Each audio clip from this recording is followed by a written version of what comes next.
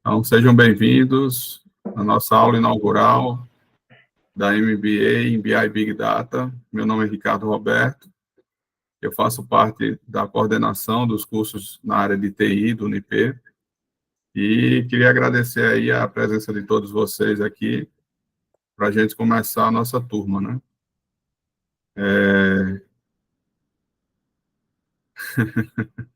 Depois a gente vai ver isso aí, tá bom?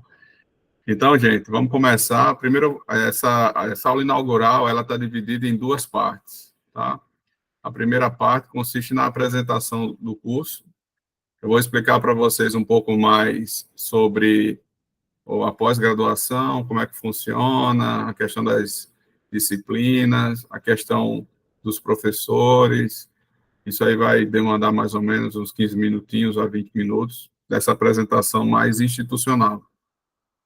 E aí, logo na sequência, a gente já começa a palestra, e a palestra a gente vai falar sobre aquele tema relacionado à parte de IA generativa com bancos de dados vetoriais. Então, é um tema, assim, bastante interessante, bem desafiante também para a nossa área, né, que é trabalhar com essas IA generativas em ambiente de nuvem.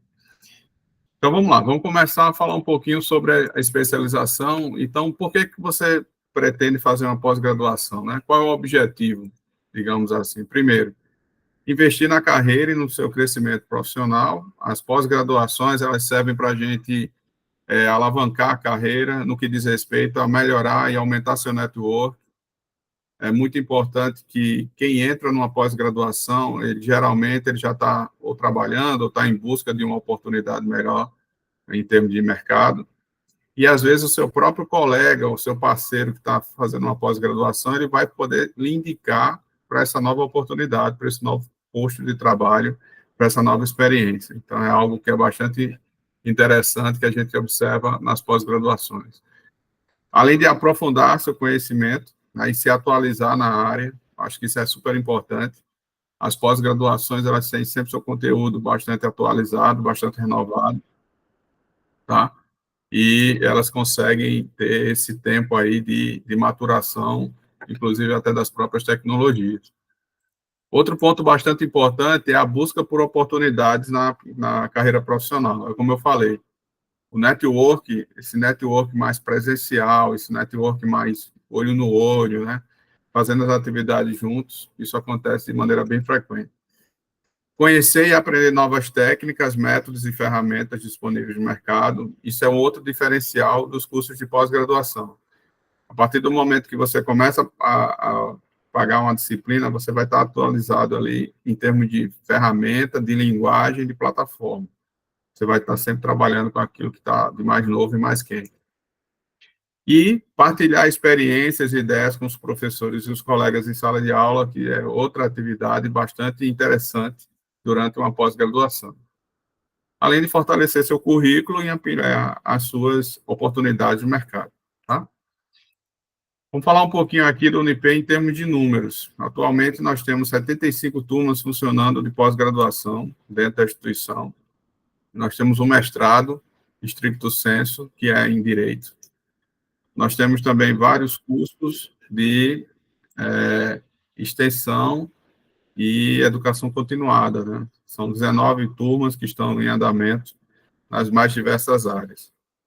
Então, nós temos hoje aproximadamente aquele númerozinho lá em cima de 2.178 alunos de pós-graduação dentro da instituição, tá? Então, dentro do UNIP, hoje, nós temos 2.178 alunos cursando pós-graduação e educação continuada, ou seja, esses cursos de extensão juntos. E, ao todo, nós temos mais de entre 11 e 12 mil alunos de graduação que fazem parte de todos os cursos que fazem parte da instituição. Tá? Então, esse aí é o portfólio geral da instituição. Alguns diferenciais, né? Cursos com foco no mercado, inclusive integrados à fábrica de software, isso é uma novidade, onde os alunos de graduação já vêm compartilhando essa experiência, mas também agora os alunos de pós-graduação quem estiver fazendo pós-graduação, eles podem entrar e fazer parte dos projetos da fábrica de software do NIP. Então, isso aí vai ser interessante, porque você vai poder trabalhar em projetos reais, com clientes reais, dentro de um ambiente compartilhado. Professores com ampla experiência no mercado, salas de aula novas e equipadas com recursos baseados no modelo executivo, matrizes curriculares com emendas bastante atualizadas, conteúdos voltados para a prática do dia a dia e o certificado reconhecido e valorizado na região. Esses são alguns diferenciais que nós oferecemos aqui dentro do curso.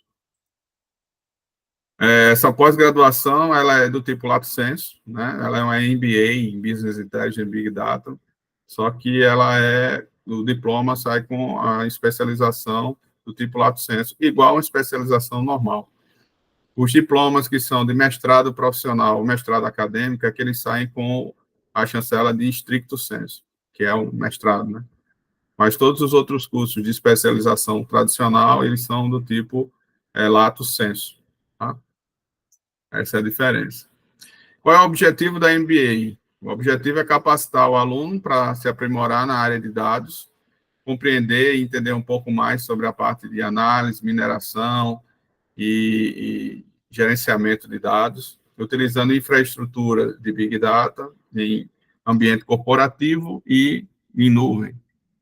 Então, esse é um dos principais objetivos do curso e da pós-graduação que vocês estão começando agora.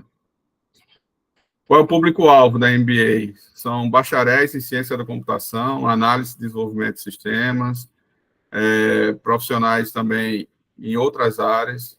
Eu já tive vários alunos nas turmas de MBA com a formação em ciências contábeis, em matemática, em economia, tá? Em estatística, que são a sua graduação, a sua formação é uma outra área, porém, eles são profissionais que atuam e trabalham diretamente com dados o tempo todo. Então, eles conseguiram migrar para a área, fazendo essa pós-graduação, essa especialização. A matriz curricular do curso, ela é focada nas seguintes disciplinas, né? Modelagem de dados com DW, Data Lake e Data Lakehouse. Ela é uma disciplina ministrada por mim, vai ser a primeira disciplina de vocês do curso, né? No próximo sábado, de amanhã a 8. Então, vocês já vão se deparar aí com essa disciplina. Logo na sequência, tem a disciplina de arquitetura de requisitos e teste de software, tá? Uma disciplina bem interessante, voltada para essa habilidade. Nós temos também a disciplina de arquitetura de ETL, integração de dados corporativos, que vai ser com o professor, sim, professor de arquitetura de requisitos é o professor Elton, e de arquitetura de ETL, integração, vai ser com o professor Carlos Barbosa, tá? Nós temos também, logo na sequência, as disciplinas de Big Data, análise estatística, com a linguagem R e aplicações, vai ser com o professor Viviano Medeiros. Implementação de dashboards, consultas OLAPs e relatórios, que vai ser com o professor Daniel Brandão.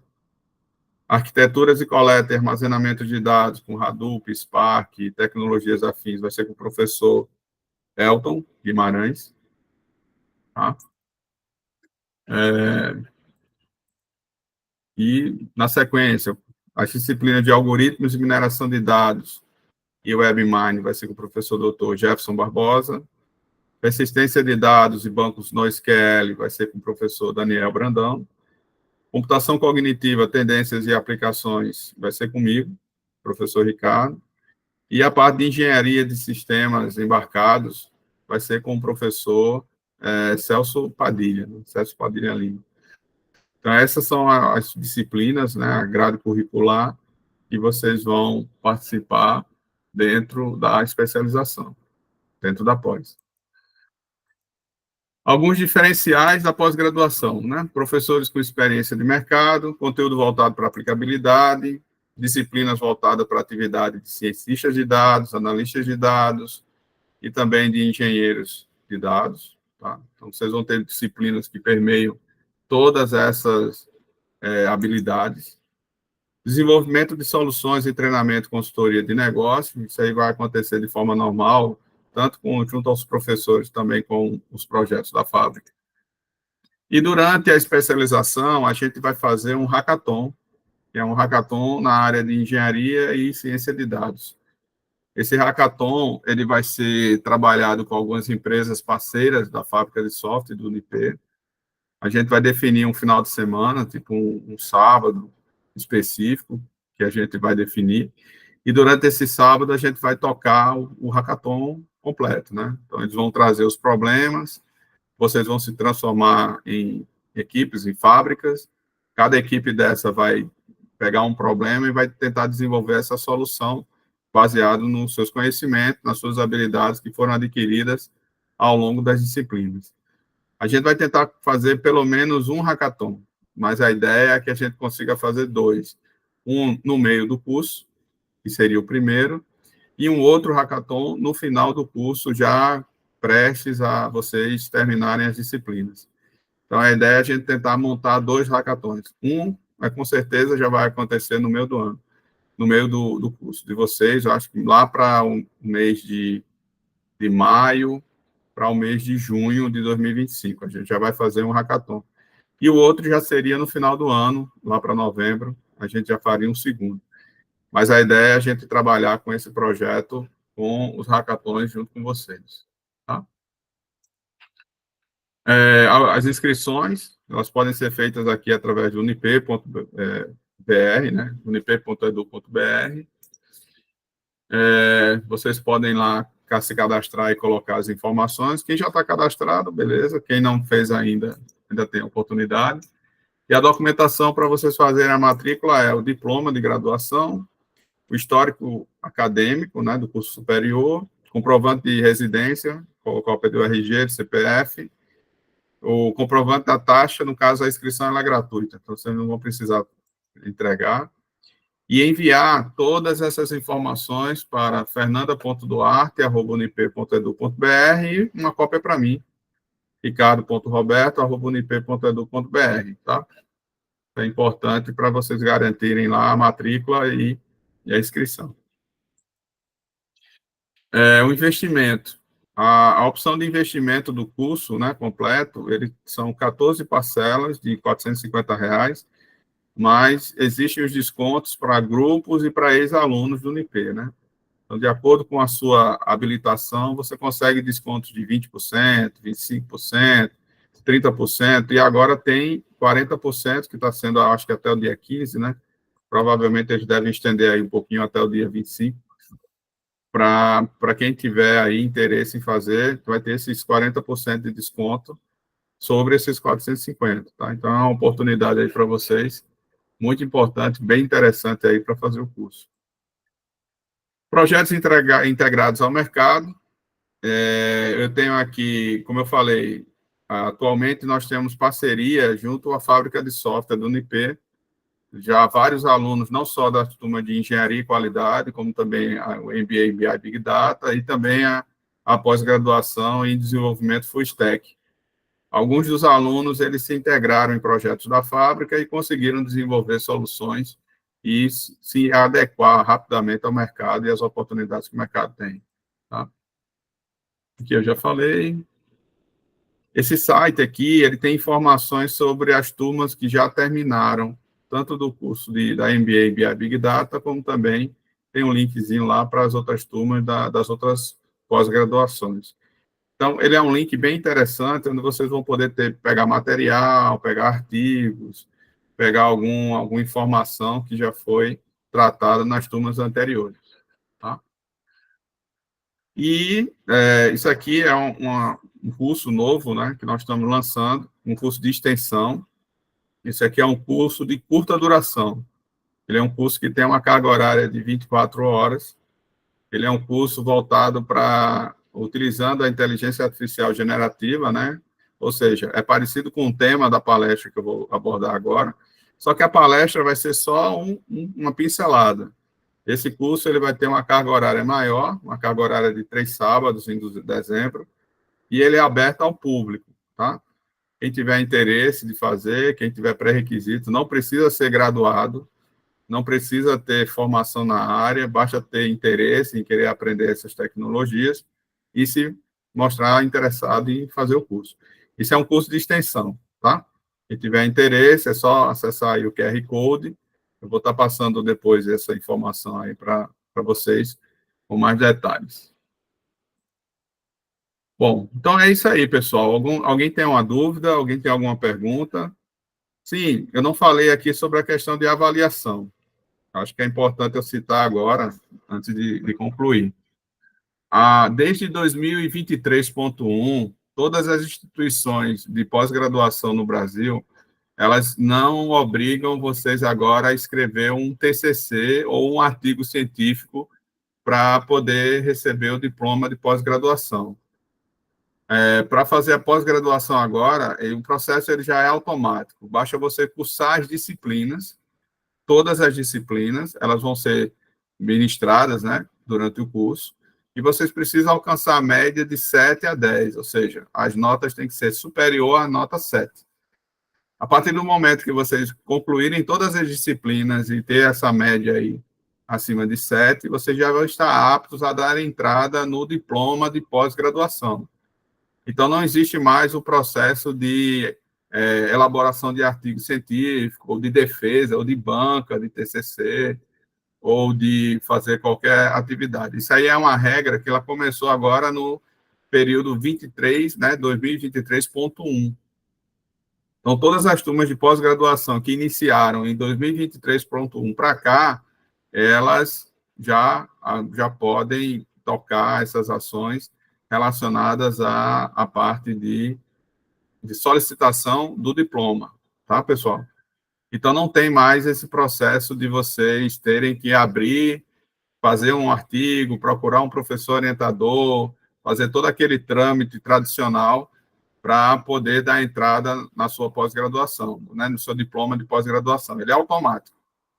Vocês mesmos, após terminar a última disciplina, depois que a última nota for lançada no sistema, vocês podem, estando todas as notas prontas e todas as disciplinas ok, já podem dar entrada no seu diploma. O diploma, ele tem um período de em torno de 30 a 45 dias para ser encaminhado, mas a média aqui é em torno de 20 a 30 dias, você já consegue receber o diploma de pós-graduação após o término das disciplinas. Deu para entender, galera? Isso aí? Alguma pergunta? Carlos, Caian, Daniel, Jaumi, Felipe, Ian.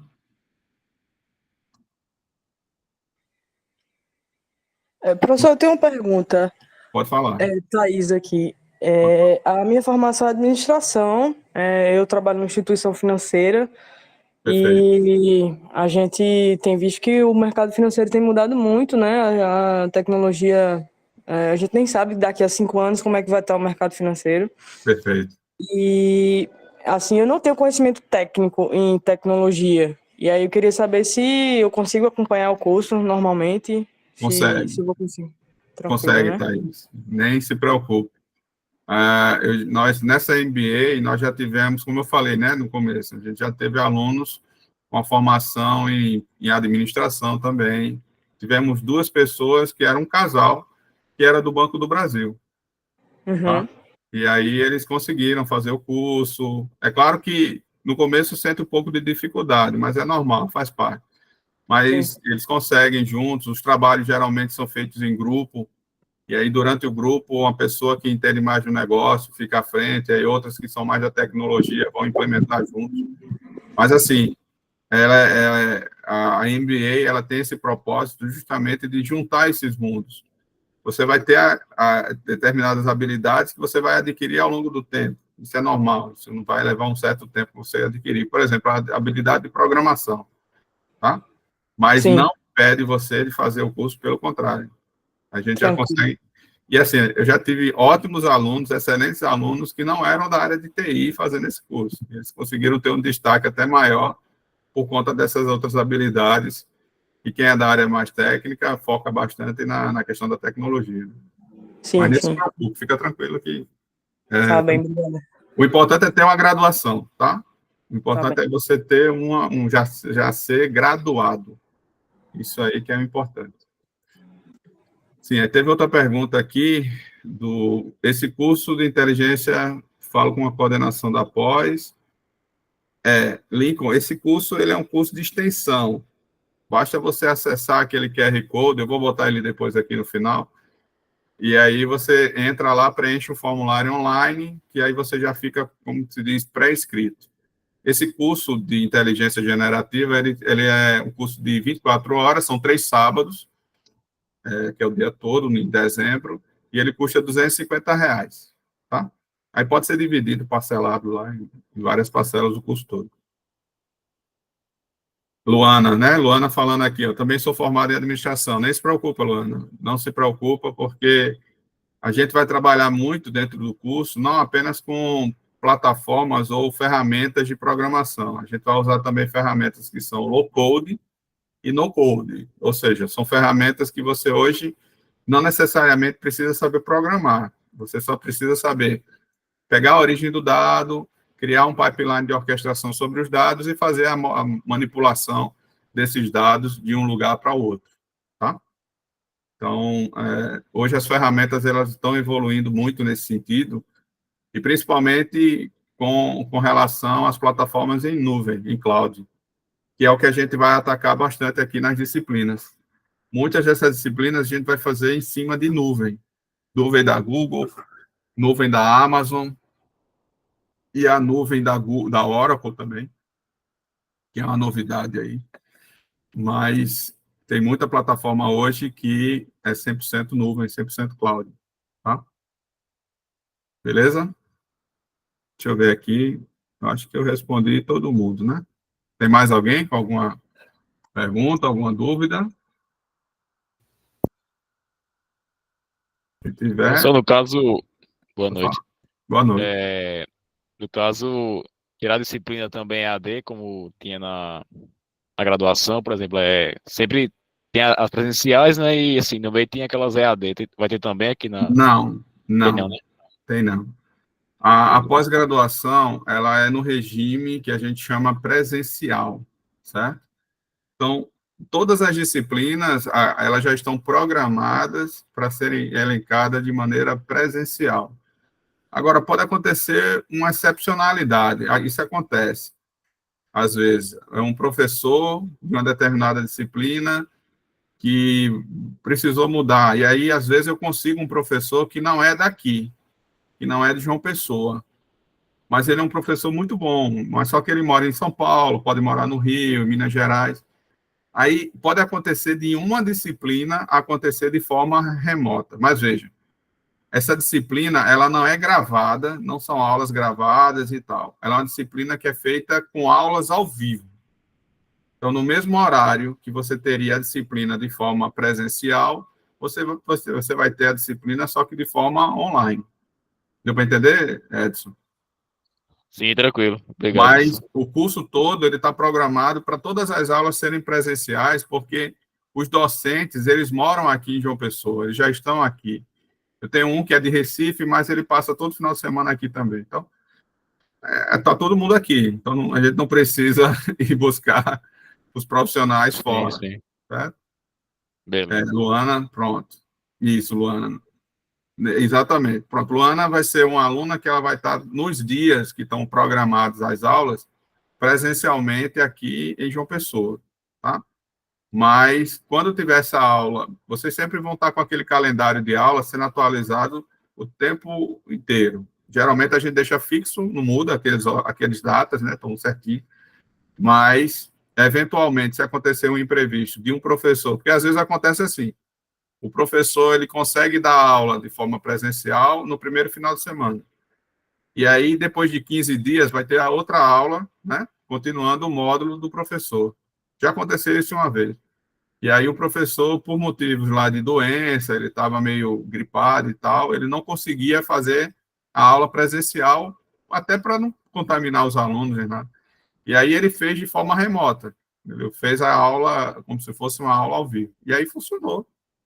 Porque ele já tinha tido contato com os alunos, ele já tinha empatia junto aos alunos lá, então já acabou, ele já criou o vínculo, né? E aconteceu de ter um encontro de forma presencial e um encontro de forma remota. Mas não se preocupe que as aulas não são gravadas. Não é EAD. A aula é ao vivo. A aula é online, ao vivo, junto com o professor, naquele horário. Perfeito? Alguma dúvida, pessoal, a mais aí? Então, a gente falou já sobre avaliação, a gente falou também sobre a questão das matrículas, né? Que vocês podem fazer através do site da Pós. Lá você tem a MBA em BI Big Data. Quem não fez ainda a matrícula, fica à vontade, pode se inscrever. E passar toda a documentação lá para a Daiane, para a Fernanda, que são as. E também para a Daisy, que são as meninas que fazem lá a inscrição do curso. Tá bom? Qualquer pergunta, vocês podem me questionar. Se não tiver mais agora, eu vou mudar aqui a chave. A gente vai começar a palestra. E é bem interessante, tá, gente? É bem interessante mesmo. Pronto. Alguma pergunta? Não, né? Vamos começar?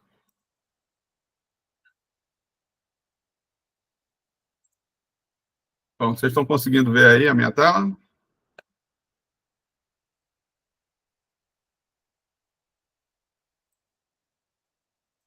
Tudo certo, gente? Todo mundo está vendo? Show. Então, vamos lá. Vamos começar. Vamos falar agora sobre a nossa palestra, pessoal. Essa palestra, ela tem como título o uso de bancos de dados vetoriais com LLMs, utilizando o framework chamado LangChain, em um ambiente 100% de nuvem, né? 100% de cloud. A nossa nuvem que nós vamos trabalhar aqui nessa palestra é a nuvem da Google, que é a nuvem do Google Cloud Platform, né? O GCP. Mas todo esse experimento e todas essas tecnologias que a gente vai trabalhar aqui poderia ser feito de forma on-premise, ou seja, local, tudo na minha máquina, como também poderia ser feito usando outras plataformas, a plataforma da AWS, a plataforma da Google, da Oracle, da Microsoft, ou qualquer outro grande fornecedor de tecnologia. Esse tema, ele é um tema bastante utilizado hoje no mercado, ele é um tema muito quente. Quando a gente fala de quente, porque ele é um tema bastante... Eita, peraí, eu estou no último slide aqui. Deixa eu voltar. Tá? Vamos lá aí. Eu tenho que ir para o primeiro. Pronto, agora estou no primeiro. Então, esse é um tema bastante quente, é um tema bastante utilizado hoje no mercado e que necessita de uma mão de obra especializada hoje, que é o chamado engenheiro de IA generativa. Então, olha só, como essa área de dados ela vem mudando e vem crescendo de forma exponencial nos últimos anos. A gente já tem os cientistas de dados, os analistas de dados, os engenheiros de dados, arquitetos de dados, engenheiros de machine learning, os engenheiros de chatbot, né, de conversação, e agora a gente já tem os engenheiros de IA generativa. E vai mudar. São novas profissões, são novas carreiras que estão surgindo, que estão emergindo com esse cenário de dados e que cada vez mais a gente precisa de mão de obra qualificada sobre essas tecnologias.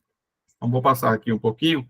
A nossa agenda ela é voltada para bancos de dados vetoriais, problemas que eles resolvem. A gente vai entender um pouquinho mais como é que eles funcionam. Tá?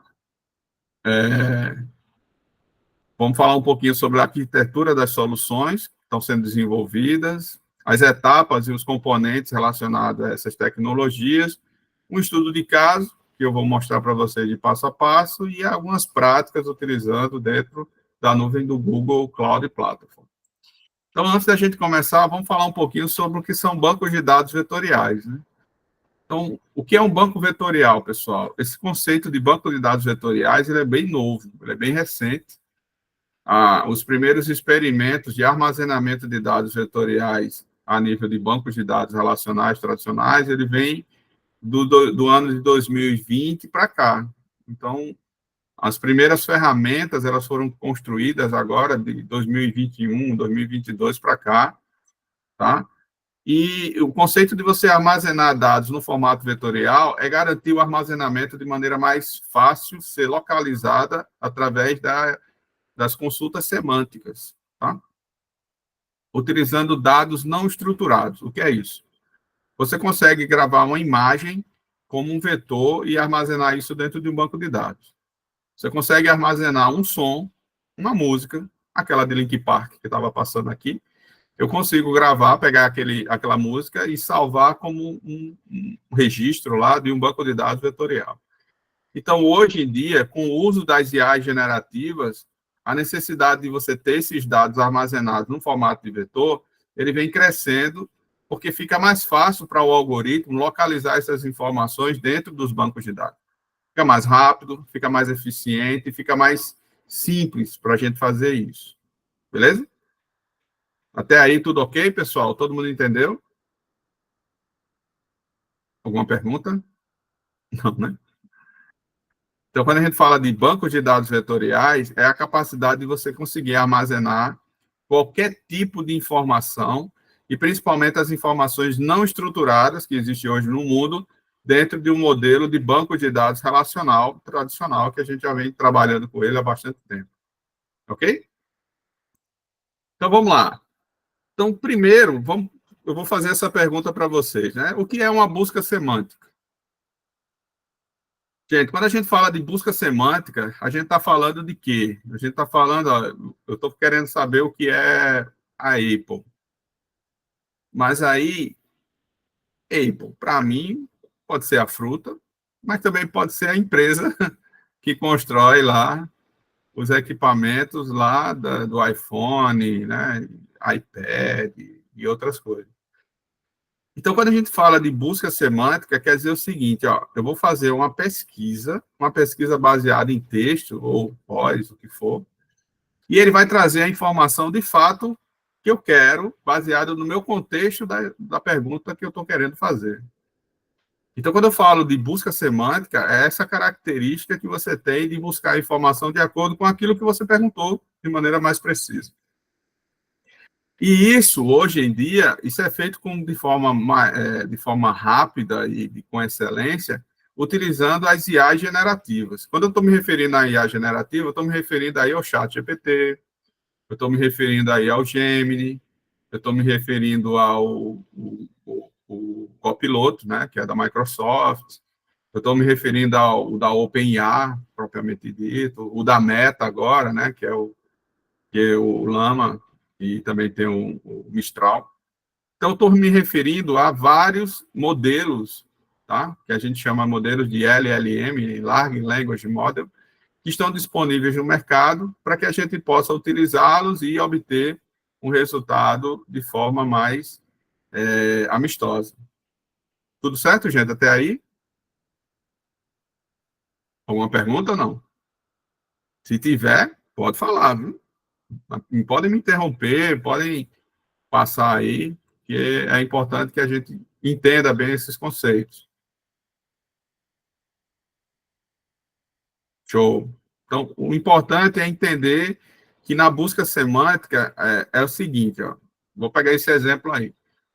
Eu posso colocar uma frase que é a seguinte: Joãozinho pegou um tênis, amarrou o cadarço e foi para a quadra para jogar. Olha só.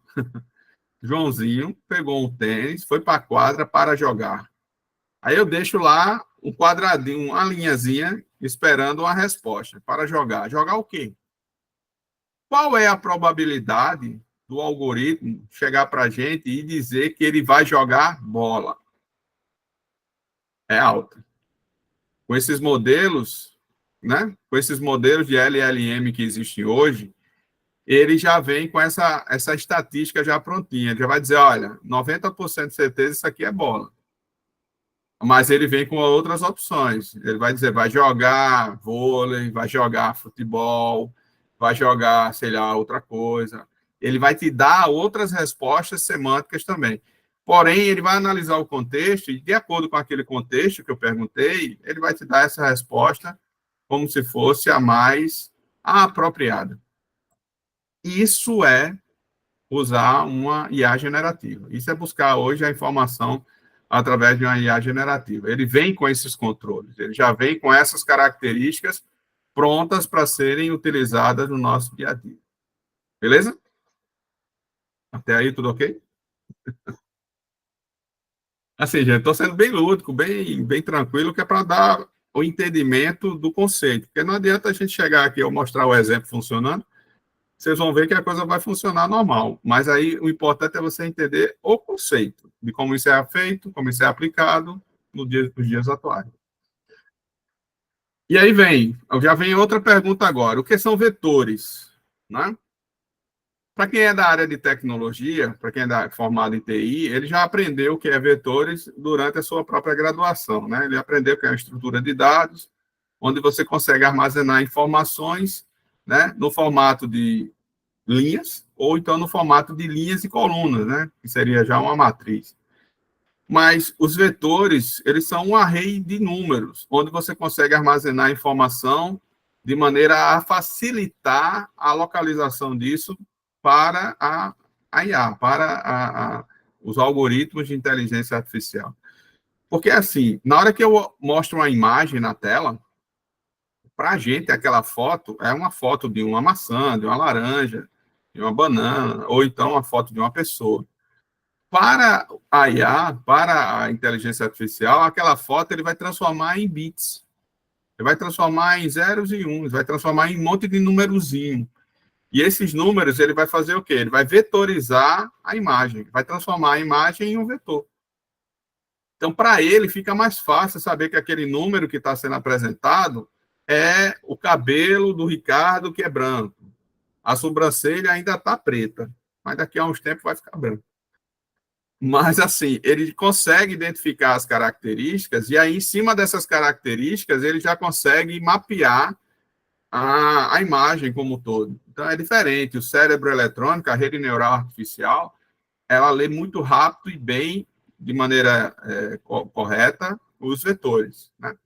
Por isso que a gente está pegando agora e transformando o dado tradicional em dado vetorial, para facilitar essas informações. Então, e aí o que são embeddings? Quando a gente fala em embeddings, ela é uma representação numérica dos dados que captura as relações semânticas com similaridade. Olha que bonito isso aí. Ele possibilita a realização de operações matemáticas com operações, né, comparações de dados para diversas tarefas, como análise de texto, sistema de recomendação e etc. Por exemplo, deixa eu dizer uma coisa. Eu peguei, lá no meu trabalho, eu também sou analista de TI lá na Dataprev, né? E aí eu treinei uma inteligência artificial generativa para aprender sobre documentos civis. Então, eu dei vários exemplos para ela sobre RG, CPF, CNH, RG frente e verso, né? CNH frente e verso, e certidão de óbito, certidão de nascimento, certidão de casamento. E aí eu treinei, ou seja, eu peguei toda essa base de informação, que são imagens, transformei essas imagens em vetores, armazenei esses vetores no Postgres, utilizando uma ferramenta chamada pgvector, né, que é um plugin do Postgres. E depois eu fiz uma pergunta para a IA generativa, querendo saber quais são as pessoas que moram em João Pessoa, tá? Que tem certidão de óbito na região do bairro de Itabaú. E aí, cara, ele foi lá na minha base, entendeu as imagens, tudo que tinha ali, conseguiu trazer, ele usa a distância entre os cossenos para isso. E ele conseguiu trazer todas as informações bem detalhadinhas relacionadas às pessoas que moram em Tambaú e que têm aquele documento civil tal. Ele trouxe, olha, tem gente que mora em Tambaú, tem gente que mora na divisa Tambaú com Cabo Branco, tem gente que mora em tal local. Ele trouxe os detalhes. Porque qual é a vantagem de você fazer essa pergunta para uma IA generativa? É porque ela trata o contexto com uma resposta mais humanizada. Ela não vai simplesmente trazer lá o dado e ele vai trazer o dado com o contexto. E esse contexto de saída é o que agrega valor a uma solução que está sendo implementada hoje em dia no mercado. E essa informação a gente chama de quê? De embeddings. Na hora que a gente grava o dado vetorial, ele grava no formato de embeddings. E esses embeddings, os números dos vetores que ele vai gerar, eles têm correlação, eles fazem agrupamento entre esses números. Por exemplo, se o CNH ele é de Tambaú, ele vai pegar outro CNH que é do Cabo Branco e vai deixar um perto do outro.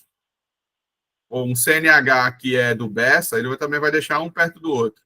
Já um CNH que é de Mangabeira ou que é do Valentina, ele vai deixar mais distante do outro.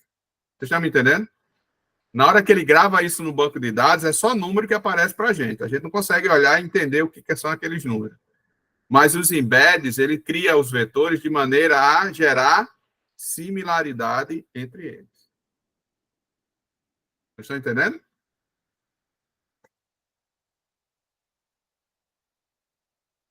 Entenderam aí, pessoal? Então, isso aí é o que a gente chama de embedding, né? E aí, vamos lá. Ó. Então, o que são embeddings? Os embeddings, eles são um tipo de informação que eu consigo ter a nível de texto, eu consigo ter a nível de imagem, eu consigo ter a nível de áudio, tá? Então, tanto um texto, quanto uma imagem, quanto um áudio, eles são transformados em modelos de embedding, e depois que ele é transformado em modelos de embedding, que a gente chama de chunks, são uns pedacinhos de informação que eles são transformados, depois disso, eles são gravados no formato de vetor. Então, no final das contas, ó, o texto, a imagem ou o áudio, ele se transforma no modelo de embedding que vira número. Ele vira vetor. Onde esses vetores, você consegue armazenar a informação e ele consegue localizar e capturar o dado de maneira mais precisa, de maneira mais correta. Tudo certo? Posso continuar? Eu vou dar um exemplo aqui, ó, mais específico para a gente entender. Eu tenho aqui uma imagem. Nessa imagem, eu tenho uma imagem que tem um gato, tem outro gato e que tem um cachorro. Na mesma imagem. Então, na hora que eu pego essa imagem e mando gravar, ele separa aqui, ó, como se ele criasse um segmento cachorro, um segmento um segmento gato, segmento outro gato e outro segmento que é o cachorro. Ele pegou 3 objetos, separou. E no modelo de embed, ele criou um vetor para armazenar as informações desse gato, outro vetor com um monte de número para armazenar a informação desse outro gato, e esse outro aqui, ó, que armazena a informação desse cachorro. Esse número aqui é a orelha do cachorro. Esse outro número aqui é o pelo. Esse outro número aqui são os olhos. Esse aqui é o tamanho do cachorro, e aqui pode ser o rabo. Então, ele pega todas as características da imagem relacionada a um animal e quebra aquilo e transforma tudo em vetor. Deu para entender? Então, isso é o que a gente chama de trabalhar e executar as operações em bancos vetoriais. Quando a gente fala em bancos vetoriais, é porque a gente está conseguindo agora armazenar essas informações como se fosse um banco de dados relacional, tradicional. A gente vai usar, inclusive, até a própria linguagem SQL. A gente usa lá o select, igual como a gente faz sempre, né, normal, no nosso dia a dia. E a grande diferença agora é que eu vou ter essa capacidade de fazer essa busca baseada em modelos semânticos agora. Não é uma busca direta que a gente faz tradicionalmente. A gente faz uma busca utilizando um operador semântico, que ele vai lá em cima dos dados que estão no formato vetorizado e ele traz a informação bonitinha, muito organizadinha. A gente vai ver daqui a pouco. Aqui eu tenho um exemplo, ó. Eu tenho um exemplo agora de texto. Eu falei lá da imagem, agora eu tenho um exemplo de texto. Então, eu posso ter um documento, uma documentação interna no formato de textos ou de planilhas. Eu posso ter um histórico de atendimento. Eu posso ter bases de dados no formato TXT, XLS, JSON também. Eu posso ter documentos diversos no formato PDF. Então, todo esse tipo de informação, eu consigo transformar eles em embeds.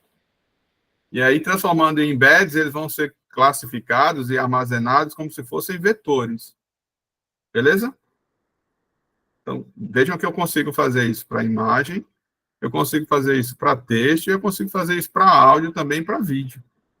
Eu fiz já consegui fazer a busca lá do Linkin Park, por exemplo. Peguei todas as músicas do Linkin Park, gravei com formato vetorial, fiz uma pergunta lá em texto, queria saber quais são as letras das músicas que falam sobre tal assunto, e fiz em inglês, né? Porque o texto todo traduzido para o inglês. E aí ele vai lá e traz para mim os refrões das músicas que falam justamente sobre aquele assunto que eu estava. Isso é muito massa. Porque você está pegando um dado não estruturado, que é um vídeo. Exatamente, Lico. Você daí você já imagina.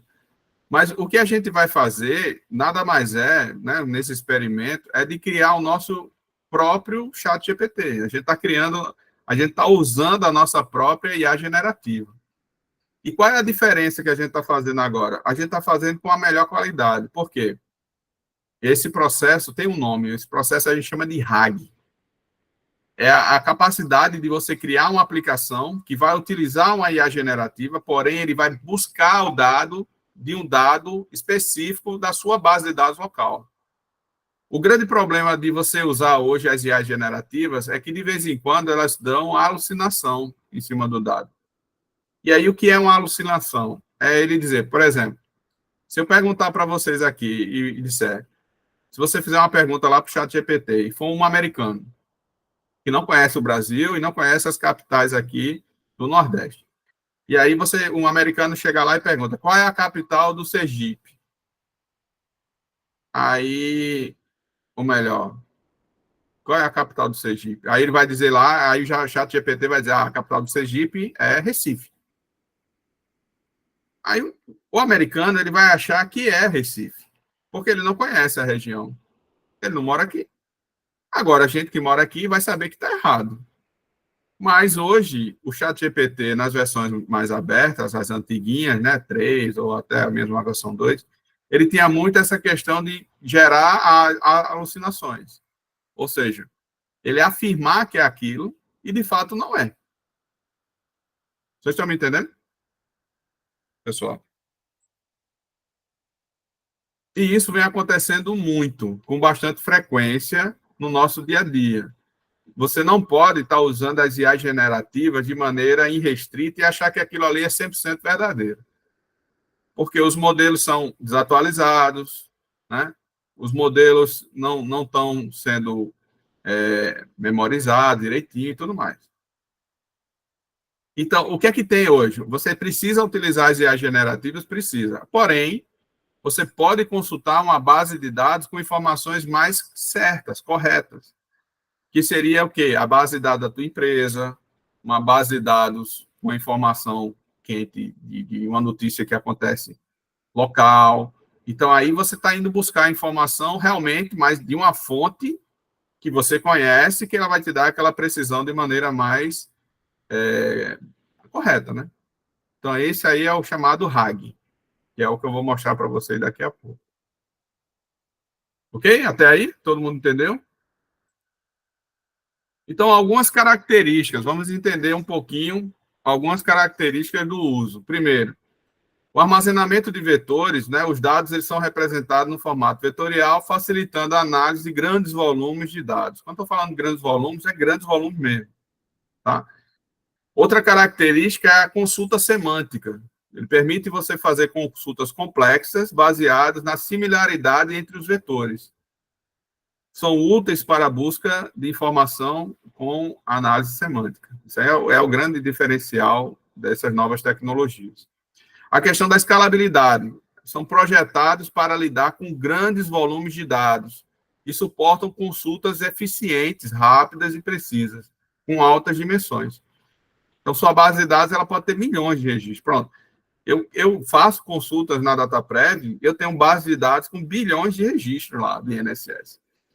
E aí, quando eu transformei os dados em modelos vetoriais, meu irmão, a consulta semântica ela foi instantânea. A consulta que eu fazia tradicionalmente levava minutos para retornar o dado. A consulta semântica que eu faço em cima de vetores, ela me dá a resposta em milissegundos. Então, essa é a grande diferença, tá? Outra questão da escalabilidade. Os projetos são projetados para lidar com grandes volumes de dados e suportar consultas eficientes mesmo com dados em alta dimensão. Então, isso é outra característica, é a questão da escalabilidade. Tá? Algumas aplicações típicas é a busca por similaridade, né? Recomendação de produtos, busca de imagens, análise de texto, isso aí são aplicações tradicionais. E o processamento de imagem e texto, né? A identificação e a classificação baseada nas características complexas de uma imagem com retorno de texto. Essas são algumas aplicações que a gente consegue fazer com essas IA generativas. Então, vou mostrar para vocês algumas características que são importantes para resolver o problema dessa solução. Por exemplo, ó, os bancos de dados vetoriais, como o PGVector, o PGVector é uma extensão do Postgres. Eles resolvem vários problemas específicos relacionados ao uso da IA generativa e modelos de LLM. Aqui são algumas das principais questões que esses bancos ajudam a resolver. Primeiro, há um armazenamento e a recuperação dos dados não estruturados. Isso ajuda muito na hora que a gente transforma em vetor. A questão da busca semântica. A gente vai criar índices que vão facilitar a busca dessa informação de maneira mais rápida.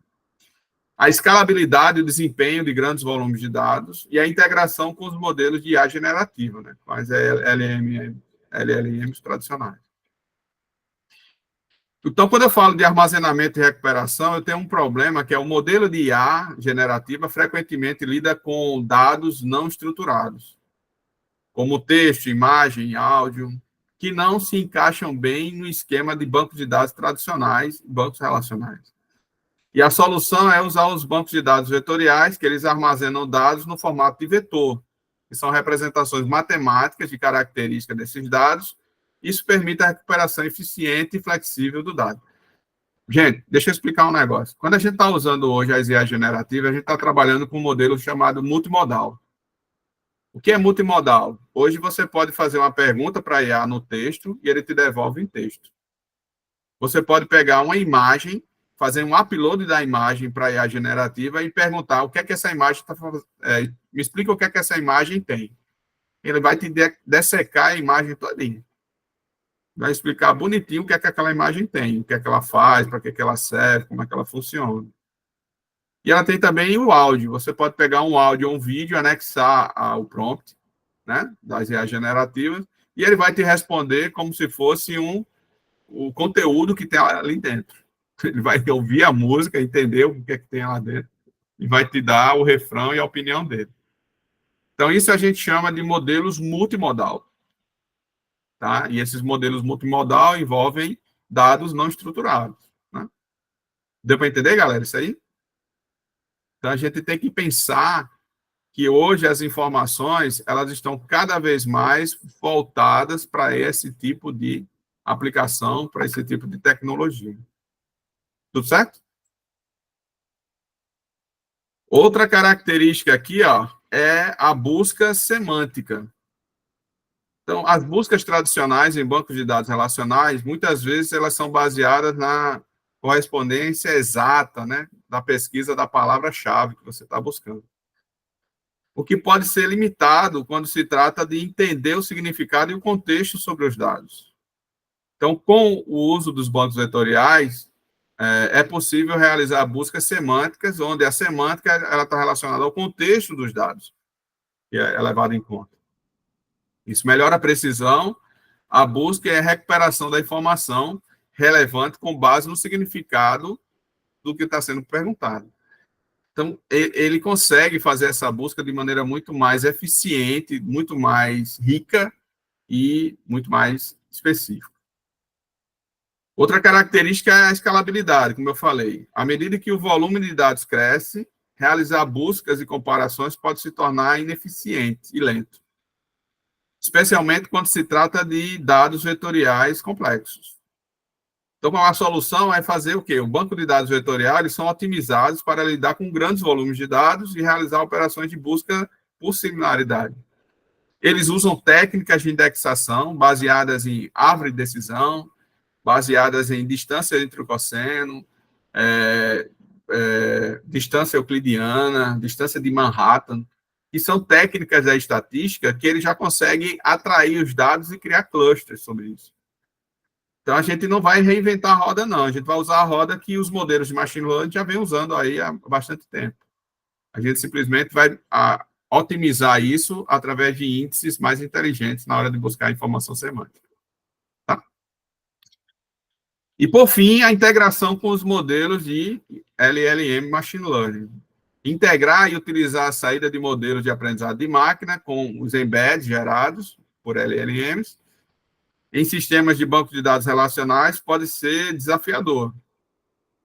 Porém, a solução é quando você trabalha com bancos de dados vetoriais, ele permite o armazenamento e a consulta direta dentro dos embeds gerados pelo modelo de IA. Isso facilita a incorporação do modelo de aprendizado de máquina e dos sistemas de maneira fluida, ou seja, é a mesma coisa que está dando milho a pinto.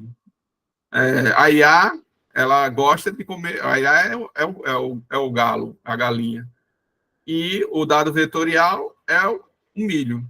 Então, está unindo o agradável. Eles conseguem capturar a informação, entender e executar de forma mais rápida. Deu para entender? E aqui vamos falar um pouquinho agora sobre a arquitetura genérica da solução que a gente vai trabalhar agora, né? Então, olha só, eu tenho um cliente, eu estou olhando aqui de vez em quando para cima, é porque meu monitor ele fica aqui em cima, aqui no meu quarto. Aí tem horas que eu olho para a câmera, para vocês, e depois eu olho do lado para o monitor. Então, a arquitetura de soluções de LLM, ela é baseada em quê? Ó? Eu vou pegar o dado, que é a informação que está aqui, ó, eu vou transformar ele em palavras do tipo embed. Depois eu vou pegar essa informação e vou gravar no banco de dados vetorial, que no meu caso aqui, esse exemplo, eu estou usando o PGVector. Dentro do PGVector, ele vai fazer consulta desses vetores para a engenharia de prompt, ou seja, um chatbot, por exemplo. E esse chatbot ele vai fazer lá a consulta semântica dentro dessa base vetorial. Junto com isso, na engenharia de prompt, ele vai passar essa informação para uma LLM, que pode ser qualquer uma no mercado, inclusive até as LLM públicas. Pode ser o Gemini, pode ser o Lambda, pode ser o ChatGPT, pode ser qualquer um, tá? Entendam, não tem uma LLM específica para você trabalhar. Você pode trabalhar com qualquer uma delas que estiver disponível para a gente usar. Tá?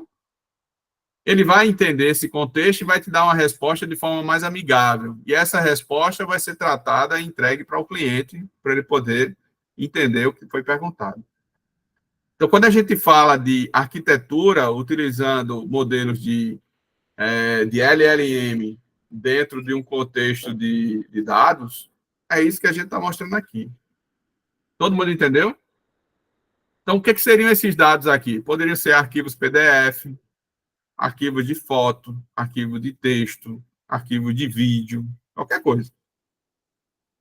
Esse dado ele vai vir para cá, ele vai ser transformado em vetor. Depois que ele é transformado em vetor, eu gravo esses vetores num banco de dados vetorial. Estão me entendendo? Esse dado vetorial ele vai ficar disponível para a gente fazer a busca semântica e para os vetores pegar a correspondência de informação entre um e outro. Utilizando aqui o chatbot, ele faz a pergunta aqui relacionada à LLM, que é para melhorar o tratamento da informação e devolver o dado de forma mais organizada, né? De maneira mais, com a semântica mais legal. Beleza, gente? Então, o nosso cenário aqui, desse estudo de caso que eu vou mostrar para vocês, é o seguinte. Eu tenho uma empresa de e-commerce que administra um mercado online de vendas de produtos de brinquedos infantis. Tá? Essa empresa ela quer adicionar novas experiências de IA generativa com seus aplicativos de e-commerce, tanto na visão do comprador, como também na visão do vendedor. Tá? O objetivo do estudo de caso 1 vai ser o seguinte, ó, para os compradores. Criar uma nova pesquisa híbrida com tecnologia de IA generativa, onde os usuários podem descrever suas características no texto simples, em inglês, juntamente com os filtros regulares, como preço, valor e o que você quiser. Então, é assim, um comprador está interessado em comprar um brinquedo. Eu quero comprar o brinquedo da Barbie. E aí, na hora que você faz essa pergunta, ela vai buscar informação dentro da base vetorial dos brinquedos da Barbie, e a IA generativa vai retornar para mim os dados do brinquedo que estão relacionados à Barbie. Então, vai dizer, a casa da Barbie, eu tenho o carro-chorro da Barbie, eu tenho a Barbie indo pescar, eu tenho a Barbie esportista, eu tenho a Barbie médica. Então, ele vai trazer as características da Barbie especificamente, de acordo com a minha base de dados.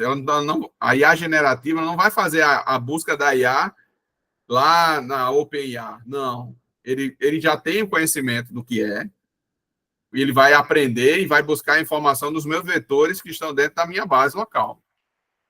Estão me entendendo? Pessoal. E no estudo de caso 2, são para vendedores. Adicione um novo recurso de geração de conteúdo para a IA generativa, onde os vendedores receberão sugestões de descrição de itens gerados automaticamente para novos produtos que desejam adicionar à plataforma. Então, é assim, às vezes o vendedor ele está meio enrolado sem saber as características que tem dentro daquele produto. Tipo assim, eu tenho uma raiva danada quando eu vou comprar de um vendedor humano, que o cara olha para minha cara e diz, a televisão ela é Samsung. Sim. E aí, eu sei ler, cara. Me diga quais são as características, o que é que ela tem de HDMI, o que é que ela tem de tecnologia, resolução, né? Eu quero saber os detalhes sobre a tecnologia. Aí, essa IA generativa, ela vai fazer algo parecido. O vendedor vai perguntar à IA sobre determinado produto e a IA vai dissecar uma série de características sobre aquele produto lá do brinquedo, facilitando para o vendedor chegar para o humano e sair vendendo com mais propriedade aquelas características. Deu para entender? Então, nesse estudo de caso, o que a gente vai fazer? Ó? A gente vai usar um notebook, tá? Na nuvem do Colab, do Google. A gente vai pegar um conjunto de dados que existe no dataset do Kaggle, tá? Ele possui cerca de 800 produtos de brinquedos que existem lá, nesse catálogo, enquanto que esse conjunto de dados públicos ele tem mais de 370 mil produtos em diferentes categorias. Essa nossa base ela é grandinha. Ela é uma base que tem mais de 370 mil itens, né, associados. Então, é uma base considerável. Tá? Então, aqui tem o passo a passo do que ele vai fazer. Eu vou dar uma pulada, pronto. Isso aqui é nosso diagrama de arquitetura. Essa aqui é a nossa arquitetura da solução que eu vou mostrar para vocês agora. Eu vou ter um usuário que vai acessar um notebook que está dentro do Google Colab, esse notebookzinho. Ele está hospedado lá dentro da plataforma da Google também. Ele vai utilizar uma LLM chamada de Vertex IA, tá? Que é o TeachBart. Essa é a versão da LLM que a gente vai utilizar. Ele vai utilizar um API provider chamada Vertex IA. Gente, é aquela história. Eu não vou usar o ChatGPT, eu vou usar a LLM da Google. E o nome da LLM da Google é quem? É o Vertex IA. Beleza? Se eu fosse usar a LLM da Microsoft, seria quem? O Copilot. Se eu fosse usar a LLM da Amazon, né, da Amazon AWS, seria quem? Seria o Bedrock. Se eu fosse usar a LLM da Oracle, o Oracle LLM, ele tem lá, o nome dele é esse, né? Não mudaram nenhum apelido, não. Tá? Então, eu posso escolher qualquer LLM. Eu quero usar a LLM da Meta, né, que é do WhatsApp, que é do Facebook. Pode ser o Mistral, ou pode ser a Llama 3. Então, eu posso ter vários tipos de LLM que podem ser consultados. Deu para entender? Beleza, galera? Aqui, ó. E aqui eu vou criar duas tabelas. Eu vou criar uma tabela chamada produtos, que vai ter o nome do produto, a descrição do produto e o preço do produto. E eu vou criar uma tabela chamada produtos embed, que vai ter o código do produto, o conteúdo, o nome do produto e o dado vetorizado. Tá vendo? Vou ter um campo chamado embed, que vai ter lá os vetores propriamente dito. toda essa infraestrutura vai estar dentro de onde? Está dentro do Cloud SQL, que é uma ferramenta que é um PaaS da Google, utilizando o banco de dados Postgres SQL. Vocês estão me entendendo? Pessoal? Então, essa aqui é a arquitetura da minha solução. A arquitetura da minha solução é essa aqui. A gente vai usar a IA generativa com PG Vector, LangChain e LLMs para fazer esse processamento de linguagem natural. Tá bom?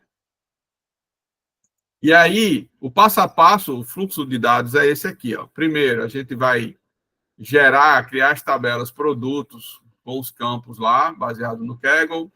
Depois, nós vamos criar a tabela produtos embed, que vai ter os dados vetorizados. Depois, a gente vai criar os índices com a distância entre os cossenos para agilizar as pesquisas. Depois, a gente vai encontrar os produtos utilizando o MapReduce Chain para fazer a busca lá, utilizando o Vertex A do Google. E, por fim, a gente vai fazer as perguntas lá para a LLM, que já vai ter aprendido com o nosso dado e vai dar a resposta. Ok? Então, vamos para a prática, vamos para a demonstração. Esse aqui é o link onde vocês vão poder baixar aí o Colab e fazer o teste, né? Fazer essa experiência também. Depois a gente volta lá. Então, vamos para cá. Então, vamos para a parte prática agora, pessoal, para vocês entenderem. Então, o primeiro passo aqui que a gente vai fazer é isso, pronto. Está todo mundo vendo aí minha tela?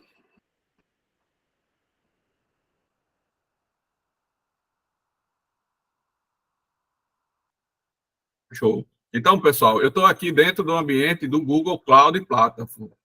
Aqui, gente, ó. Eu estou com minha conta aqui de Ricardo. Eu estou acessando a instância aqui chamada SQL, que é o Cloud SQL, tá? É um serviço de PaaS que faz parte da plataforma do Google. Eu vou entrar aqui, ó, no Cloud SQL e na hora que eu acessar aqui a minha área, não, eu vou aqui no SQL tradicional. Vou pesquisar. Pronto. Beleza, pronto, cheguei. Então, aqui, ó, entrei no meu SQL, eu criei aqui um projeto chamado PG Vector-Cloud 24, tá? E aqui eu tenho a área onde está a minha base de dados aqui, ó. Eu vou entrar aqui onde tem Cloud SQL e ele vai retornar para mim a minha área. Eu criei um banco de dados chamado DB_PG Vector. Esse banco de dados é o meu Postgres. Eu criei um database lá no Postgres. Isso aqui é igual ao PGAdmin, que vocês estão acostumados a usar, né? PGAdmin 3, PGAdmin 4. Só que é o nosso PGAdmin na nuvem.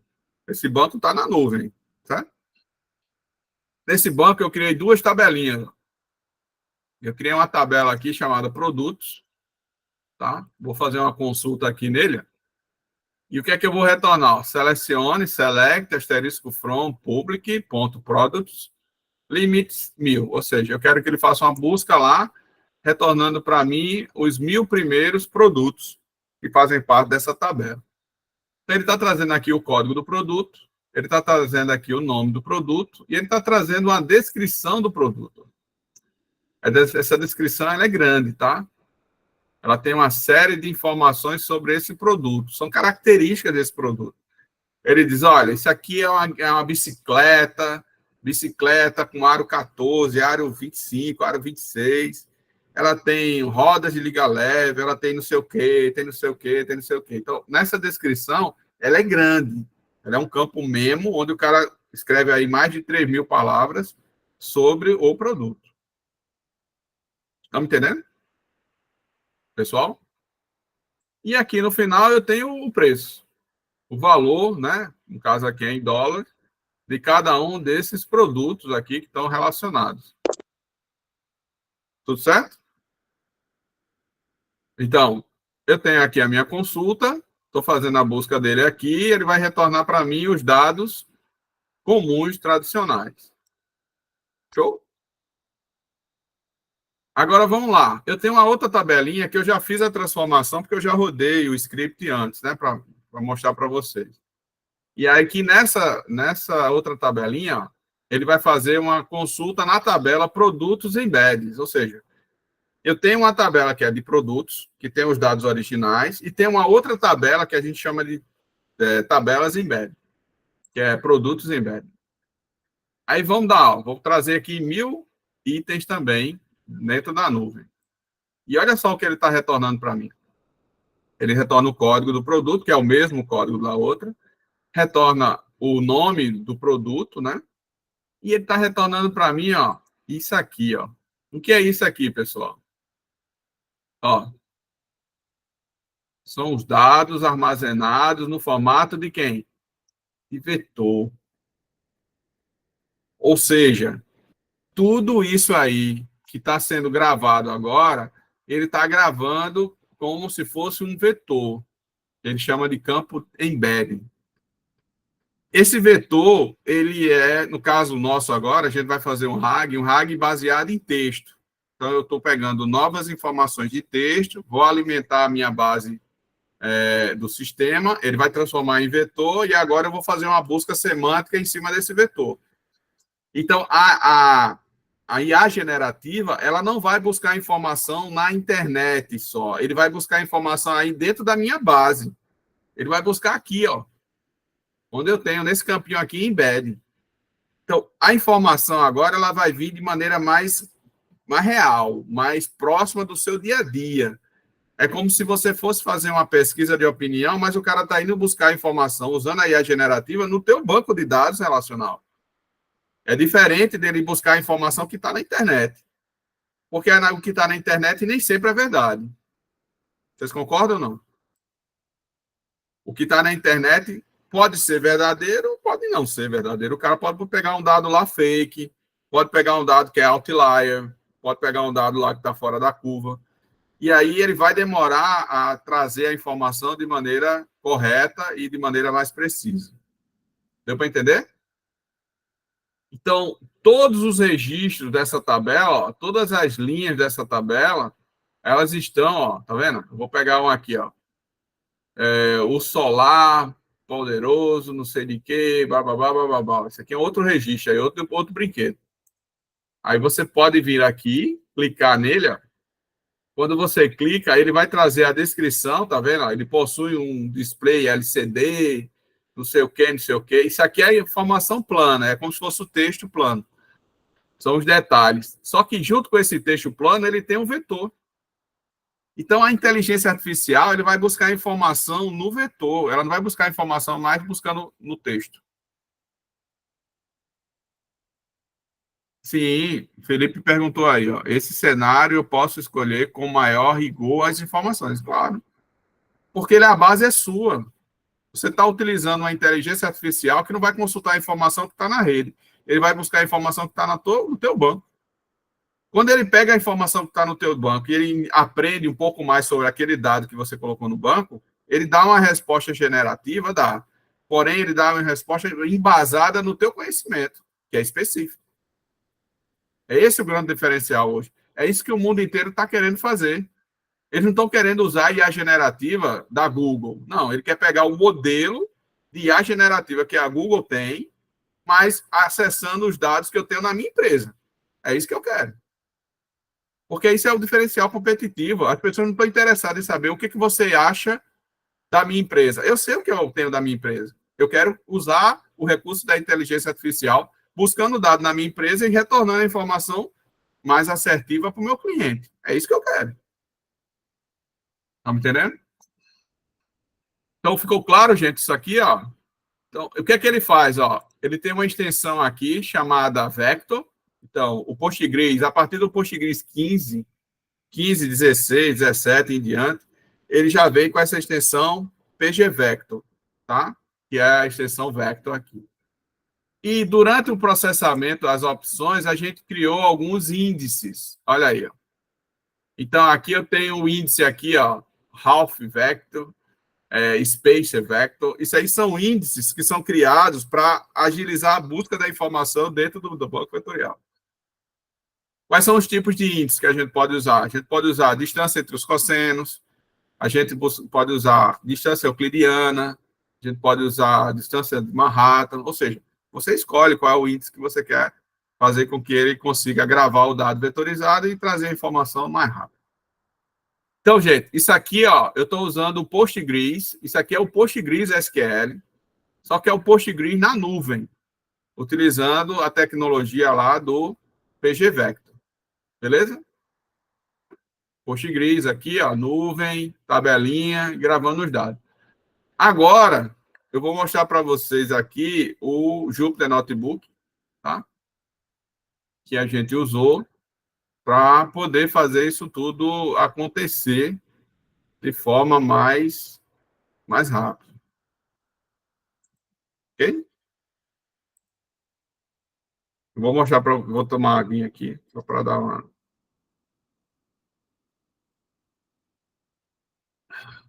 Porque o negócio aqui é que eu deixei muito tempo o Colab sem movimento, aí ele está perguntando aqui na tela se você ainda está aí respondendo as coisas.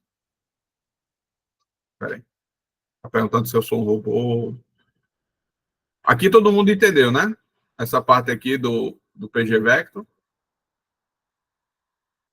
Então, eu vou mostrar agora, vou tentar mostrar para vocês agora, uma aplicação que vai usar esse banco para fazer a busca semântica dentro lá do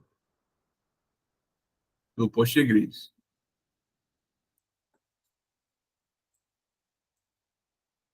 Todo mundo ok aí? Então, ó, esse Jupyter Notebook, ele possui o passo a passo da execução que eu fiz, tá? Alguns minutos atrás. Aqui ele explica passo a passo como está sendo executada tudo aquilo ali, ó. Aquele diagrama que eu mostrei para vocês. Vocês estão vendo? Cadê? Deixa eu ver aqui.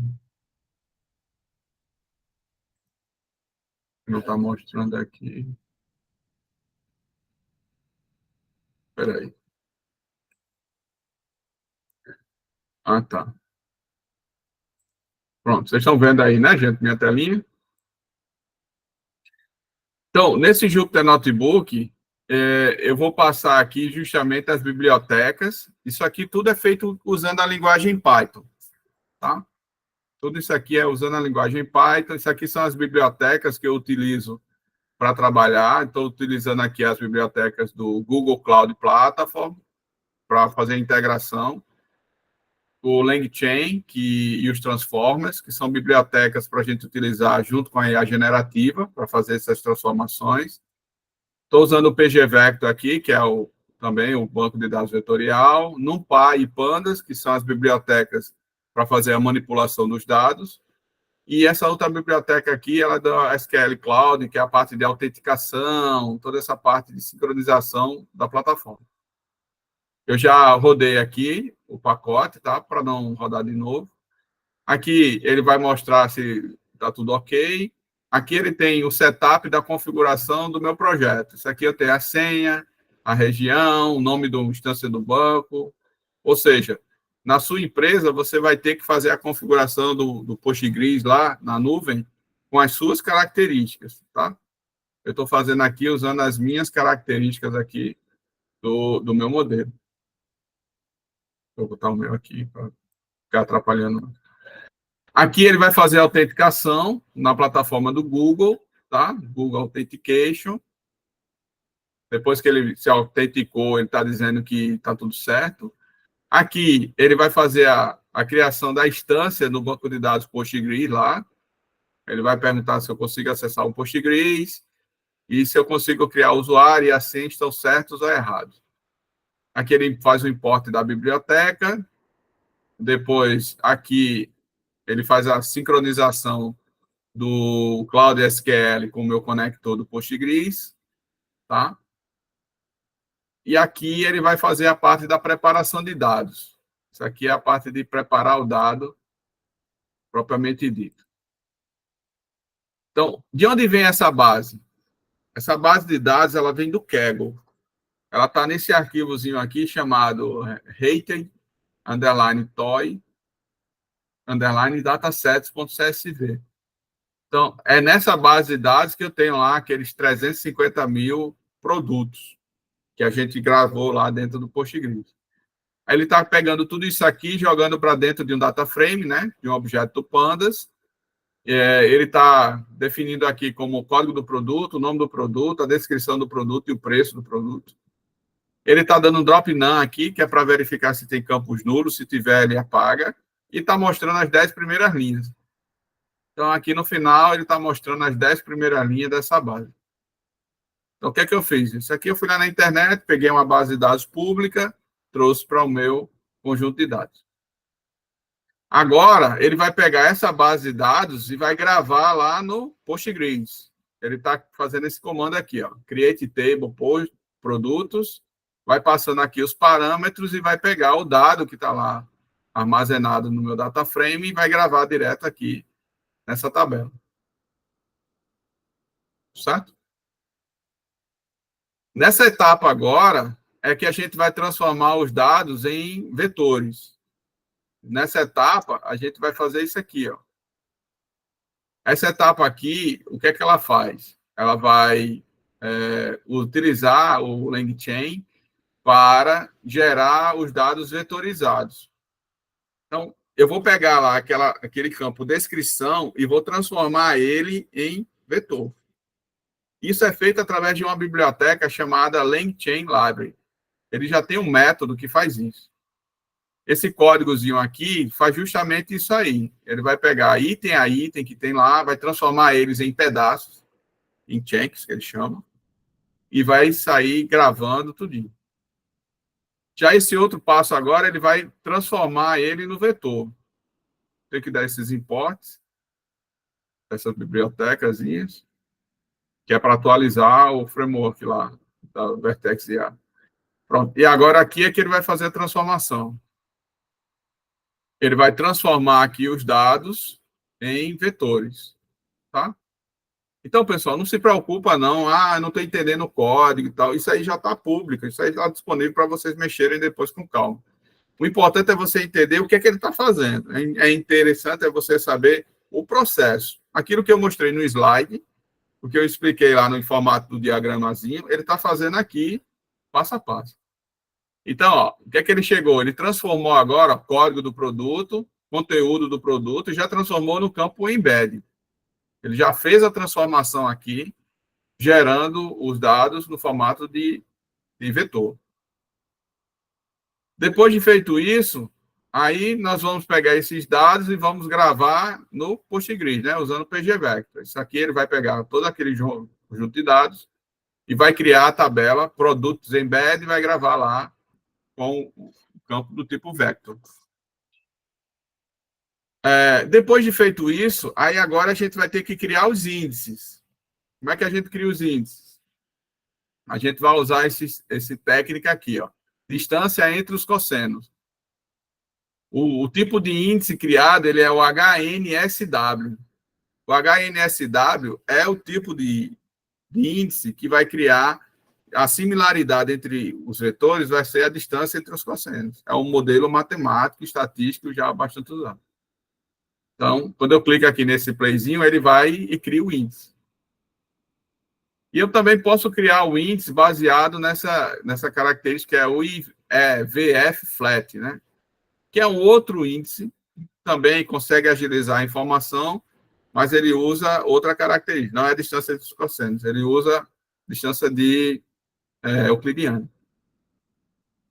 E agora, a gente já consegue aqui fazer uma busca de informação, tá vendo? Localizando os produtos similares dentro do pgvector. Ele está procurando esses produtos aqui, ó. Jogos, né, card, tal. E aí ele está querendo produtos que ficam com preço mínimo de $20 e com preço máximo de $150. Então, ele vai fazer uma busca semântica agora. Ele não é mais uma busca direta do dado. Ele faz uma busca semântica da informação. Como é que ele faz essa busca semântica? Aqui, ó, gente, ó. Dá uma olhada aqui nesse comando. Select, produto ID, embed, ó. Quando ele bota esse embed e coloca esse menor, igual, maior, ele está dizendo que eu vou fazer uma busca semântica da distância entre os cossenos. Na tabela de produtos embed, em cima do campo embed, ou seja, no campo vetorial.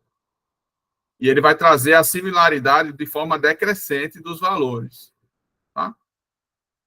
E aí o resultado disso aqui, ó, é esse camaradinho aqui que ele trouxe. Ele trouxe para mim a lista dos produtos que ficam naquela faixa lá de R$ 20 até 150, por ordem decrescente, que estão relacionados aos cards de jogos. Estão vendo aí? Então, ele está fazendo a busca? Tá. Em cima da base de dados está. Porém, agora ela é uma busca semântica. Tá? Ele está indo buscar o dado, fazendo a pesquisa em cima do dado vetorial.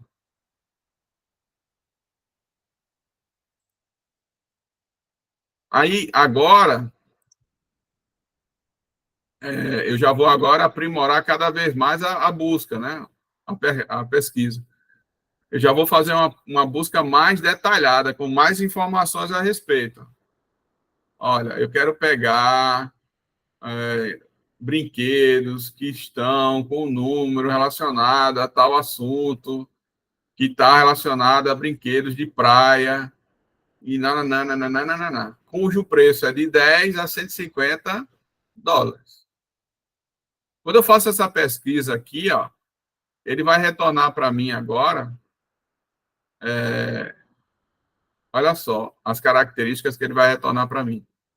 O resultado aqui, ó, ele trouxe todos os produtos que são de praia, que estão relacionados a tal categoria, e ele traz a informação, não só o produto, ele traz o contexto tratado, certo? Então, e ele está trazendo o resultado já formatado, é claro, está em língua inglesa, mas a gente pode fazer isso aí, tendo os dados em português, ele retorna também os dados em português perfeitamente. Tá? E olha só a quantidade, né, de informação que ele trouxe. Fazendo outra pesquisa aqui, ó, usando uma sumarização com os dados do prompt, aqui ele instancia o LLM, e aqui ele faz a pesquisa. E ele já trouxe essa resposta para mim agora. Ó. Ele trouxe os brinquedos de praia, né? Trouxe o preço em dólar e trouxe essas características aqui, ó, que ele chama de features. Onde eu tenho aqui onde foi fabricado, as características e tudo mais. Ou seja, as buscas que a gente está fazendo são agora buscas semânticas, não apenas buscas sem aquele sentido. E essa aqui é a pergunta lá para o vendedor. Eu quero informação aqui sobre bicicletas que tenham rodas tal, com tais características, para criança, que faça treinamento, nananana. Ou seja, eu estou fazendo uma pesquisa com ele lá. Aí ele faz a busca aqui em cima da IA generativa e ele já retorna para mim, ó, a resposta já semântica sobre aquele produto. Tá? Olha, eu tenho bicicletas aqui para criança, que são de alumínio, e que tem um guidão assim especial, que tem outras características. Ou seja, ele melhora a resposta, ele traz com mais segurança em cima dos dados que ele entendeu. Estou fazendo outra busca aqui ele já traz uma resposta de uma forma mais organizada. Beleza? Pronto, aqui ele terminou. Então, vamos voltar para lá. Vamos voltar para cá para a gente finalizar aqui.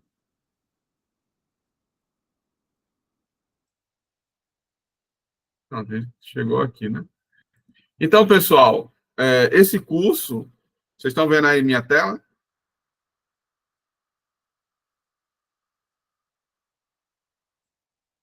Sim ou não?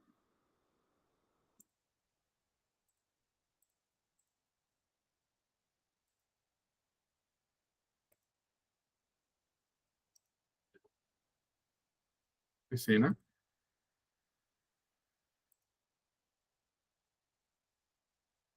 É, aqui, pronto. Beleza. Então, esse curso de extensão, ele vai se aprofundar justamente nesse Olá Mundo que eu dei para vocês aqui, né? Eu mostrei aqui já um projeto 100% na nuvem, com os bancos de dados lá rodando remotamente e sendo executados de maneira, na nuvem mesmo, beleza? Então, quem tiver mais, quiser conhecer um pouco mais, entender um pouco mais sobre essas tecnologias, dá uma entrada aqui nesse QR Codezinho e faz a sua inscrição lá, tá bom? Bom, gente, então é isso aí que eu queria mostrar para vocês. Fico agora à disposição. Quem tiver dúvida, pode abrir aí o microfone, perguntar, questionar. Eu estou aqui para poder responder, né? Lembrando, gente, esse assunto é um assunto muito quente. Ele é um assunto muito que hoje as empresas estão buscando como um diferencial competitivo mesmo. Tem sim, Lincoln. Tem certificado. Tem certificado de 24 horas, ele é um curso de extensão e ele serve para horas complementares, né? Quem faz graduação ou cursos normais, certo? E aí é isso aí, pessoal. Se alguém tem mais alguma pergunta, alguma dúvida, algum questionamento, pode ser. Professor, Pode falar. eu no caso, eu tenho uma tabela, né? Por exemplo, produtos aí sempre tem essa tabela de embedding, né? Sim, Para fazer essa questão da. Então, exato. o vetor, né? Sim. Isso. O que a gente está fazendo agora, João, José, o que a gente está fazendo é transformando as tabelas tradicionais que a gente já tem em tabelas vetoriais. Você está entendendo? Então, por Sim, sim. exemplo, eu tenho um modelo de negócio que eu tenho minhas tabelas no banco relacional tradicional, que já vem funcionando hoje. Só que eu estou precisando transformar algumas dessas informações, é claro que não são todas, mas algumas dessas informações eu estou transformando em vetor. E na hora de usar a inteligência artificial, eu faço a busca em cima do campo vetorial, ou seja, do campo embed, que está lá.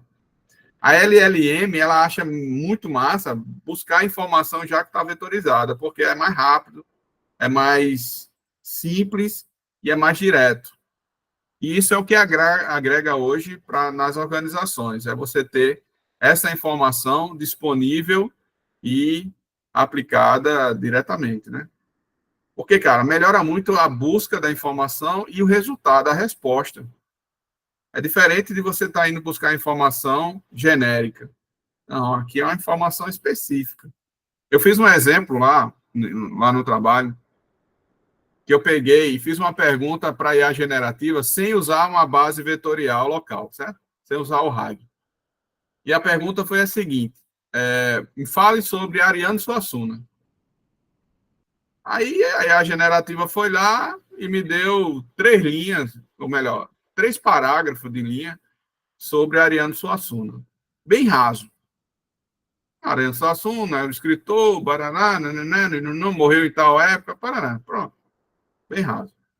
Aí o que é que eu fiz? Eu peguei os livros de Ariano Suassuna, não que ele escreveu, mas eu peguei alguns que ele escreveu, mas eu peguei também alguns que eram a biografia de Ariano Suassuna, no formato PDF. Transformei os PDFs em vetores e gravei no banco, o vetor. E aí eu fiz a mesma pergunta agora. Me diz aí o que é Ariano Suassuna? A IA, meu irmão, ela me retornou uma riqueza de detalhes que foi uma coisa absurda. Daqueles 3 parágrafozinhos, ele me trouxe 10.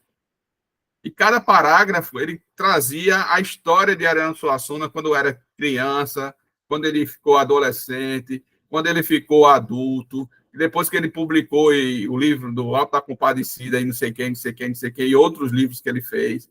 Ele me trouxe um conjunto de informação baseada no dado que eu ensinei para ele. É diferente, cara.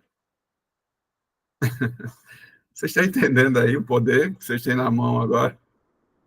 É só saber fazer direitinho e perguntar de maneira apropriada para a IA, de forma correta. Tudo certo, gente? Então, eu queria finalizar aí a nossa palestra, né? Finalizar a nossa aula inaugural. Agradecer a todos aí que fizeram parte e dizer a vocês que a gente começa a nossa disciplina dia 26.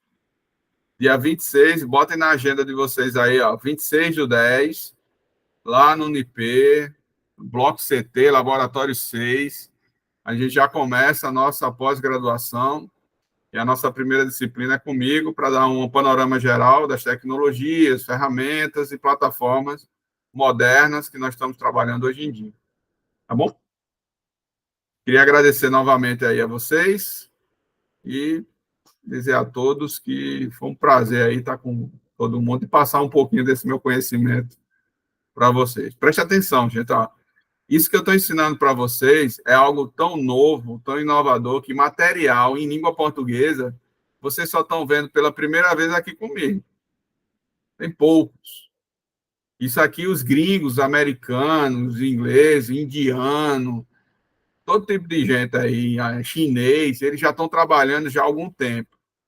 Mas aqui no Brasil, a gente está trabalhando há muito pouco tempo, é uma coisa muito recente. Começaram os primeiros experimentos agora em 2024. Então, é uma tecnologia que surgiu em 2023 e que agora em 2024 a gente já está trabalhando comercialmente. Então, é muito novo. É novo para mim, imagino para vocês. É tudo novo. A gente vai aprendendo e vai absorvendo e repassando para vocês. Tá bom? Então, valeu, galera. Queria agradecer aí, obrigado. Vou finalizar aqui, tá? A gravação. E a gente se encontra aí na próxima semana. Valeu, um abraço e até mais para vocês. Boa noite. Valeu, professor. Boa noite. Boa noite. Semana que vem estamos aí.